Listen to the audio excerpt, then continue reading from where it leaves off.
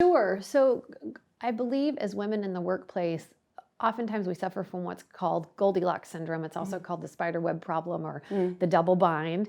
And we all know Goldilocks, the nice young lady who has an affinity for bears. And she's known for being high maintenance because things are either too tall or too short, too soft or too hard, and everything for her has to be just right. She's a little entitled. She's a little high maintenance.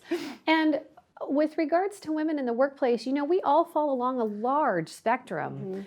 And the data shows that we can be better individuals and employees when we simply work on being a better self, when we take who we are and make ourselves better. But what happens when women ask for feedback in the workplace is that they're given these very narrow boundaries of what's considered appropriate.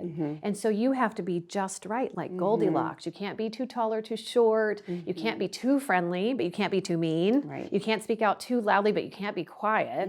You have to champion others, but you can't just champion yourself. I mean, there's, you know, we fall on a spectrum, but the yellow brick road we're allowed to live on is so narrow and it's windy and you have to stay on it. And if you fall off the bandwagon, you know, it's unfortunate. And so engaging in community service is a place where everyone is welcome and the entire spectrum of who you are and all your work talents and personal talents are desperately needed, much less are they encouraged. And so it's a place where you find acceptance and growth. And you can maybe practice and get comfortable being your authentic self there. Absolutely. That's really great.